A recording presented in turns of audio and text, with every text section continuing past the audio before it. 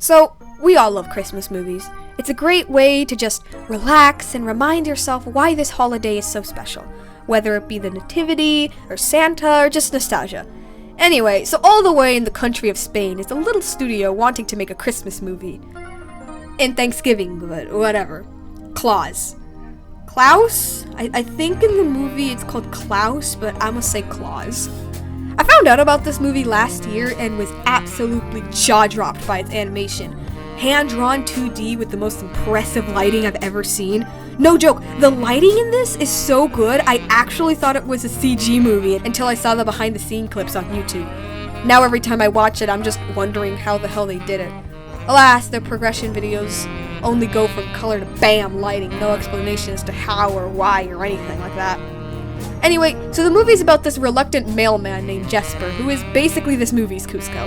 His dad makes him move to this secluded town that's all sad and where people don't understand happiness and fight all the time. There he meets a woodsman named Klaus, who likes making toys, and Jesper gets this amazing idea that if the kids sent letters to Klaus, he'll give them a toy. Over time, Jesper begins to really love it there. It kind of reminds me of that Kris Kringle movie. I don't know if anybody's seen it or even remembers it, but it has a similar concept of the Santa Claus origins and how his mythos came to be. On that note, I found it really interesting how they even did that. In this movie, all of the magical stuff about Santa is kind of just that, whether the kids made it up or just played it as a joke. And because of that, most of the movie is pretty grounded in reality, and I don't think I've ever seen that with Santa Claus before. Also, Klaus has this voice to him. He reminds me of someone, but I can't put my finger on who exactly. Anyway, I would ramble more about this movie if it wasn't really simple, but I think its simplicity is kind of what makes the movie for me. It doesn't have this big message about the meaning of Christmas or anything like that. It's just a beautiful, simple, yet enjoyable ride that's just there for you to relax and enjoy. If I did have a complaint, however, it would be that near the end, it gets kind of cliched. Like, it has the "you lied to us" moment, and it just made me go like, why? Other than that, that's like really it. It's a cute, simple movie that I'll probably watch every Christmas now.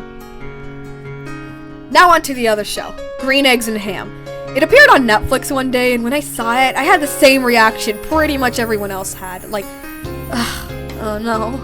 Why? Who asked for this? But it's like no surprise that like most people would have this thought, because Dr. Seuss adaptations have this reputation of being less than favorable, even the decent ones.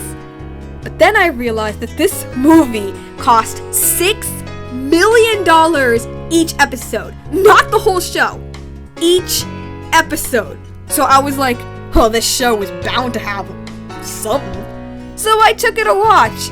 And at first I was kind of on the fence about it. Like, I didn't want to like it, but it had this charm to it. By the third episode, I felt conflicted. And by the fifth, I decided to treat it as like a loose adaptation. And then I fell in love with it by the end. Honestly, the best way to describe this series is a series that really should have never worked, but somehow, some way it did. First of all, the show doesn't follow the book that much. Like, that can be seen as a bad thing, but see, the original book is so simple, it's basically impossible to stretch it for like 10 minutes, let alone a full series. Besides, if Anne with an E can go far from the book and still be good, maybe this can too. Again, seeing it as a loose adaptation is probably the best way to go at it.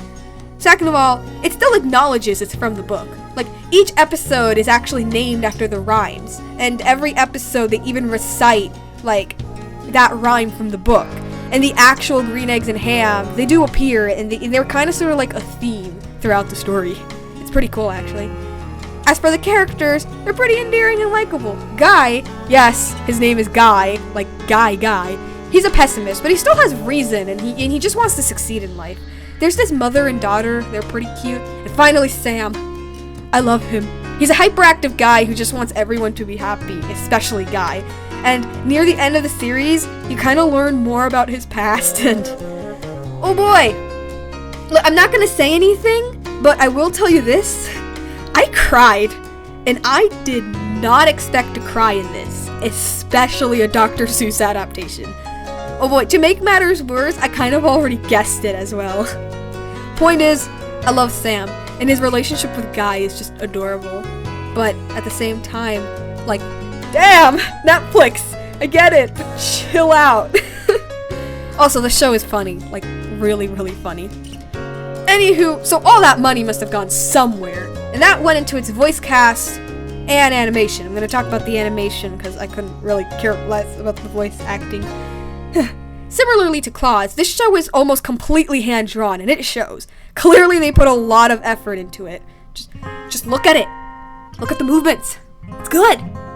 Like, they do have some CG, but I think it's disguised pretty well. Also, if you look really closely, you can see that the lines have this texture to them. No doubt to make it look sketchy like in the original book.